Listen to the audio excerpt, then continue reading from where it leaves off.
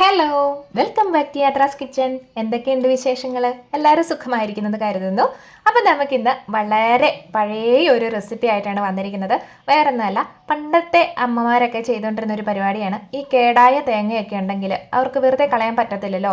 എന്നാൽ പിന്നെ പക്ഷേ ഇപ്പോഴത്തെ കാലത്താണെന്നുണ്ടെങ്കിൽ പെട്ടെന്ന് എല്ലാവരും തന്നെ സാധാരണ കളയാറാണ് പതിവ്. പക്ഷെ നമ്മൾ അങ്ങനെയല്ല. ഇത് കണ്ടോ, ഇതുപോലെയൊക്കെ ഒന്ന് അരിഞ്ഞൊക്കെ ഒന്ന് റെഡിയാക്കി ഒന്ന് എടുത്തിട്ടുണ്ട്. അപ്പോൾ ശരിക്കും പറഞ്ഞാൽ വേറൊരു കറിക്ക് നമുക്ക് ഇതൊന്നും ചേർക്കാൻ പറ്റത്തില്ല. ഭയങ്കര ടേസ്റ്റ് വ്യത്യാസമൊക്കെ ഉണ്ടാവും. അതുകൊണ്ട് തന്നെയാണ് നമ്മൾ ഇതുപോലെ നല്ലൊരു ടേസ്റ്റി ആയിട്ടുള്ള കറി വെച്ച് കാണിക്കാമെന്ന് വെച്ചത് കേട്ടോ. അപ്പോൾ ചിലർക്കൊക്കെ അറിയായിരിക്കും, എങ്കിലും അറിയത്തില്ലാത്തവരും ഉണ്ടാവും. അങ്ങനെ നമ്മൾ തേങ്ങയൊക്കെ ഒന്ന് കൊത്തി എടുത്തിട്ടുണ്ട്. അപ്പോൾ ഇനി അതിൻ്റെ ആ ഒരു പുറന്തുണ്ടല്ലോ, അത് തീർച്ചയായിട്ടും ചെത്തിക്കളയണം. അതിന് വല്ലാത്തൊരു രുചി തന്നെയാണ് കേട്ടോ. അങ്ങനെ ചെത്തിക്കളഞ്ഞ് നമ്മൾ ചെറുതായിട്ട് ഈ പായസത്തിനൊക്കെ നമ്മൾ വറുത്തിടാൻ വേണ്ടിയിട്ട് അരിഞ്ഞെടുക്കില്ലേ എന്ന് പറഞ്ഞ പോലെ അരിഞ്ഞെടുത്തിട്ടുണ്ട്. ഇനിയിപ്പോൾ ഒരു മൺചട്ടിയാണ് നമ്മളിവിടെ വെച്ച് കൊടുത്തിരിക്കുന്നത്. അതിലേക്ക് നമ്മൾ കുറച്ച് വെളിച്ചെണ്ണയൊക്കെ ചേർത്ത് കൊടുക്കുന്നുണ്ട്.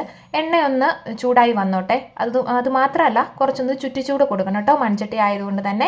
അപ്പോൾ എണ്ണ എല്ലായിടത്തും ഒന്ന് എത്തിപ്പെടുകയും ചെയ്യും. ഇനിയിപ്പോൾ ഒന്ന് ചൂടായി വന്നപ്പോഴത്തേക്കും നമ്മൾ കുറച്ച് കടുക് ഇട്ട് കൊടുക്കുന്നുണ്ട്. അപ്പോൾ കടുക് നല്ല രീതിയിലൊന്ന് പൊട്ടി വരണം കേട്ടോ. അപ്പോൾ കടുക് പൊട്ടി വന്നതിന് ശേഷം മാത്രം ഒരു 1/4 ടീസ്പൂൺ ഉലുവ ഇട്ട് കൊടുക്കുന്നുണ്ട്. ഉലുവപ്പൊടി വേണമെങ്കിലും ചേർത്ത് കൊടുക്കാം. ഉലുവപ്പൊടി ചേർത്ത് കൊടുക്കുകയാണെങ്കിൽ പിന്നീട് ചേർത്ത് കൊടുത്താലും മതിയാവും കേട്ടോ. ഇനി നമുക്ക് കറിവേപ്പിലയാണ്. അപ്പോൾ ഫ്രഷ് കറിവേപ്പില ഇല്ലാത്തത് കൊണ്ട് തന്നെ ഉണക്കി വെച്ചിരിക്കുന്ന കറിവേപ്പിലയാണ് ഇവിടെ ചേർത്ത് കൊടുത്തിരിക്കുന്നത്. അപ്പോൾ ചെറുതായിട്ടൊന്ന് ഇളക്കിയിട്ട് കൊടുത്തോളുക. വേറൊന്നുമല്ല, അതെല്ലാം ഒന്ന് സെറ്റായി കിട്ടിക്കോട്ടെ, അത്രമാത്രം കേട്ടോ. ഇനി നമുക്ക് ഇതിലേക്ക് കുറച്ച് വെളുത്തുള്ളി നടുകനെ കീറിയതാണ് കേട്ടോ, അപ്പോൾ ഇട്ട് കൊടുക്കുന്നുണ്ട്. പിന്നെ കുറച്ച് ഇഞ്ചി കഷ്ണങ്ങളാണ് കൊത്തിയരിഞ്ഞ് നമ്മളിവിടെ എടുത്ത് വെച്ചിരിക്കുന്നതാണ്. പിന്നെ കുറച്ച് പച്ചമുളക് എടുത്തിട്ടുണ്ട്. കുറച്ചെന്ന് വെച്ചാൽ 2-3 പച്ചമുളക് മാത്രമേ എടുത്തിട്ടുള്ളൂ. നമ്മൾ മുളക് പൊടി ചേർത്ത് കൊടുക്കുന്നുണ്ട്. അപ്പോൾ എരിവ് ഒരുപാട് ചേർക്കുന്നില്ല, കുട്ടികളൊക്കെ കഴിക്കുന്നതാണ്. അപ്പോൾ എരിവിന് ആവശ്യത്തിനനുസരിച്ചുള്ള പച്ചമുളകൊക്കെ നിങ്ങൾക്ക് വേണമെങ്കിൽ ചേർത്ത് കൊടുക്കാവുന്നതാണ് കേട്ടോ. അപ്പോൾ ഇനി നമ്മുടെ വെളുത്തുള്ളിയും ഇഞ്ചിയും പച്ചമുളകും ഒക്കെ ഇവിടെ ഒന്ന് വാടി വന്നിട്ടുണ്ട്. മുഴുവനായിട്ട് ബ്രൗൺ കളർ ആവണമെന്നില്ല, ചെറുതായിട്ടൊന്ന് വാടി വന്നാൽ മതിയാവും. അപ്പോൾ നമ്മൾ കുറച്ച് മഞ്ഞൾപ്പൊടി, ഒരു 1/2 ടീസ്പൂൺ മല്ലിപ്പൊടിയൊക്കെ ഒന്ന് ചേർത്ത് കൊടുക്കുന്നുണ്ട്. മുളക് പൊടിയും, അത് കാശ്മീരി മുളക് പൊടിയും കൂടെ ചേർത്താണ് കൊടുത്തിരിക്കുന്നത്. അപ്പോൾ ഞാൻ പറഞ്ഞിരുന്നല്ലോ, എരിവ് ഒരുപാട് നമ്മൾ ചേർത്ത് കൊടുക്കുന്നില്ല, അതുകൊണ്ട് തന്നെ നമ്മൾ കാശ്മീരി പൊടിയും കൂടെ ചേർത്ത് കൊടുക്കുന്നതാണ് കേട്ടോ. അപ്പോൾ ഇനി നമുക്കത് നല്ല രീതിയിലൊന്ന് ഇളക്കി കൊടുക്കണം. പൊടികളൊക്കെ നല്ല രീതിയിലൊന്ന് മൂപ്പിച്ചെടുക്കണം, അതുകൊണ്ട് തന്നെ കേട്ടോ. അപ്പോൾ പൊടികൾ മൂത്ത് വരുമ്പോൾ നമുക്ക് നന്നായിട്ട് മനസ്സിലാക്കാൻ പറ്റും. പൊടികളുടെ കളറൊക്കെ ഒന്ന് മാറി വരും. മാത്രമല്ല, അതിൻ്റെ ആ ഒരു മണം വരുമ്പോൾ തന്നെ നമുക്ക് മനസ്സിലാക്കാവുന്നതാണ്.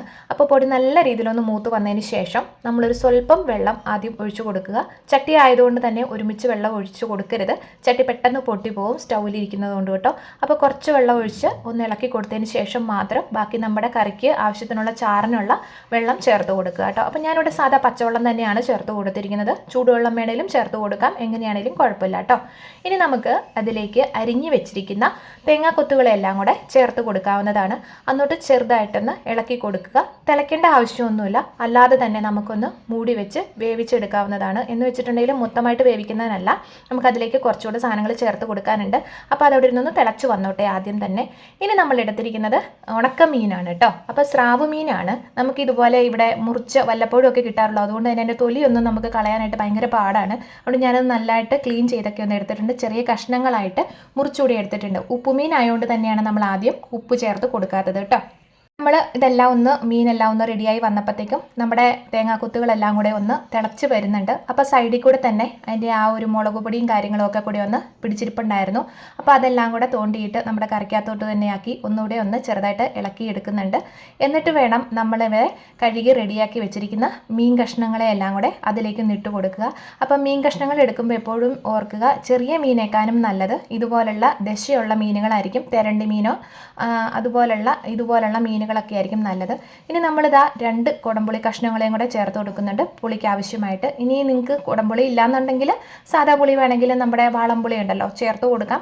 പിന്നെ വേണമെന്നുണ്ടെങ്കിൽ തക്കാളി വേണമെങ്കിലും അരിഞ്ഞ് ചേർത്ത് കൊടുക്കാം. പക്ഷേ ഞാൻ സാധാരണ ഇങ്ങനെയാണ് ഉണ്ടാക്കാറ്. ഇതിനാണ് എനിക്ക് രുചി കൂടുതലും തോന്നിയിട്ടുള്ളത് കേട്ടോ. അപ്പോൾ ഇതെല്ലാം കൂടി ഇട്ട് കൊടുത്തിട്ടുണ്ട്. ഇനി നമുക്ക് ഇതൊന്ന് അടച്ചു വെച്ച് വേവിക്കണം. അപ്പോൾ ഇടയ്ക്ക് ഒരു 15 മിനിറ്റ് കഴിയുമ്പോൾ നമുക്കൊന്ന് ഇളക്കി കൊടുക്കാം. അതിനുശേഷം പിന്നെ ഒരു 15 മിനിറ്റ് കൂടെ വേവിച്ചാൽ മതിയാവും. എന്തായാലും ഞാനൊരു അരമണിക്കൂർ ഇപ്പോൾ ഒന്ന് വേവിച്ചെടുത്തിട്ടുണ്ട്. അപ്പോൾ അങ്ങനെ മീൻ ചാറുകളൊക്കെ അത്യാവശ്യം ഒന്ന് വറ്റി വന്നിട്ടുണ്ട്. അപ്പോൾ ഓവറായിട്ട് ചാറ് ഞാനിവിടെ ചേർത്തിട്ടില്ല, അത്യാവശ്യം ഒന്ന് കുറുക്കി മാത്രമാണ് ഇവിടെ എടുത്തിരിക്കുന്നത് കേട്ടോ. അപ്പോൾ അങ്ങനെ നല്ല രീതിയിലൊന്ന് വെന്ത് വന്നിട്ടുണ്ടേ. നമുക്ക് ഉപ്പ് എങ്ങനെയാണ് പാകത്തിനുണ്ടോ ഇല്ലയോ എന്നൊക്കെ ഒന്ന് നോക്കാം. എന്നിട്ട് വേണമെങ്കിൽ ചേർത്ത് കൊടുത്താൽ മതി. അപ്പോൾ ഉണക്കമീൻ ആയതുകൊണ്ട് തന്നെ നല്ല ഉപ്പുണ്ടായിരുന്നു കേട്ടോ. അപ്പോൾ കറിക്ക് ഞാനിവിടെ അതുകൊണ്ടാണ് പ്രത്യേകിച്ച് ഉപ്പൊന്നും ചേർത്ത് കൊടുക്കാഞ്ഞത് തന്നെ. അപ്പോൾ നമുക്കിനി പ്രത്യേകിച്ച് ഇനിയിപ്പോൾ തുറന്ന് വെച്ച് ഒത്തിരി നേരം വേവിക്കേണ്ട കാര്യമൊന്നുമല്ല. 1-2 മിനിറ്റ് വേണമെന്നുണ്ടെങ്കിൽ ചാറ് വറ്റിച്ചെടുക്കാം. ചാറ് ഇത് മതി എന്നുണ്ടെങ്കിൽ നമുക്ക് ഇതിനനുസരിച്ച് തന്നെ റെഡിയാക്കി നിർത്തി കൊടുക്കാവുന്നതാണ്. അപ്പോൾ സ്റ്റൗ ഒക്കെ ഓഫ് ചെയ്ത് ഞാനിവിടെ നല്ല വെളിച്ചെണ്ണയൊക്കെ കുറച്ചുകൂടി ഒന്ന് ഒഴിച്ചു കൊടുക്കുന്നുണ്ട്. വെളിച്ചെണ്ണ പ്രത്യേകിച്ച് നമ്മൾ ഏത് മീനിനാണെങ്കിലും അവസാനം ചേർത്ത് കൊടുക്കുകയാണെന്നുണ്ടെങ്കിൽ പച്ച വെളിച്ചെണ്ണ ചേർത്ത് കൊടുക്കുന്നത് ഒരു പ്രത്യേക സ്വാദ് തന്നെയാണല്ലോ. അതുകൊണ്ടാണ്. അപ്പോൾ എണ്ണയൊക്കെ ഒന്ന് ഒഴിച്ചു കൊടുത്തിട്ട് ഒന്നുകൂടെ ഒന്ന് ഇളക്കിയിട്ട് നമ്മളെന്താ ഒരു 10 മിനിറ്റ് ഒന്ന് കവർ ചെയ്ത് വെച്ചേക്കാം. എന്നാലാണ് അതിലൊന്ന് നല്ല രീതിയിലൊന്ന് ഈ എണ്ണയൊക്കെ പിടിച്ച് മീനൊന്ന് സെറ്റായിട്ട് വരത്തുള്ളൂ കേട്ടോ. അങ്ങനെ ഒരു 10 മിനിറ്റ് കഴിഞ്ഞപ്പം ഇത് കണ്ടോ, നല്ല അടിപൊളിയായിട്ട് നമ്മുടെ കറി സെറ്റായിട്ട് കിട്ടിയിട്ടുണ്ട്. ചോറിന് മാത്രമല്ല എന്തിനു വേണേലും നമുക്ക് ഉപയോഗിക്കാവുന്നതാണ്. തേങ്ങയുടെ ആ ഒരു രുചിക്കേട് ഒന്നും ഈ ഒരു കറിക്ക് നമ്മൾ അറിയത്തേയില്ല, ഒട്ടും അറിയല. അതേമറിച്ച് ആ കേടായ തേങ്ങ നമ്മൾ കറിക്കൊക്കെ നമ്മൾ ചേർക്കുകയാണെന്നുണ്ടെങ്കിൽ വല്ലാത്തൊരു ടേസ്റ്റ് ആയിരിക്കും. അപ്പോൾ ഞാനിവിടെ എടുത്തിരിക്കുന്ന ഒരു ദോശയുടെ കൂടെ കഴിക്കാമെന്ന് വെച്ചു കേട്ടോ. അങ്ങനെ ദോശയുടെ കൂടെ ഞാൻ ഈ ഒരു കറിയൊക്കെ എടുക്കുന്നുണ്ട്. അടിപൊളി എന്ന് വെച്ചാൽ ഒരു രക്ഷയില്ല. വേറൊരു കറി ഇല്ലെങ്കിൽ പോലും ഇത് മാത്രം മതി നമുക്ക് കഴിക്കാനായിട്ട്. ചപ്പാത്തിയുടെ കൂടെയും ചോറിൻ്റെ കൂടെയും ദോശയോ ഇഡ്ഡലിയോ എന്തോ ആയിക്കോട്ടെ, എന്തിൻ്റെ കൂടെ വേണേലും കഴിക്കാനായിട്ട് അടിപൊളി ടേസ്റ്റിയാണ്. അപ്പോൾ കുറച്ച് മെഴുക്കുവരട്ടി ഉണ്ടായിരുന്നു, നമ്മുടെ ബീട്രൂട്ട് മെഴുക്കുവരട്ടി ആയിരുന്നു ഇന്നത്തെ. അപ്പോൾ ചോറ് ഞാൻ പരമാവധി ഇപ്പോൾ ഒഴിവാക്കി ചെറുതായിട്ട് ഒരു ടേസ്റ്റ് ചെയ്ത് നോക്കണമല്ലോ എന്ന് വിചാരിച്ചിട്ട് ദോശ എടുത്തെന്ന് മാത്രമേ ഉള്ളൂ. അപ്പോൾ നമ്മുടെ വീഡിയോ ഇഷ്ടമായെങ്കിൽ ലൈക്കും ഷെയറും സബ്സ്ക്രൈബും ഹൈപ്പും കമൻറ്റും ഒക്കെ ചെയ്യാനായിട്ട് മറക്കണ്ട. ഇതുപോലത്തെ കുട്ടി റെസിപ്പികൾ ഒരുപാട് നമ്മുടെ ചാനലിൽ അപ്ലോഡ് ചെയ്തിട്ടുണ്ട്.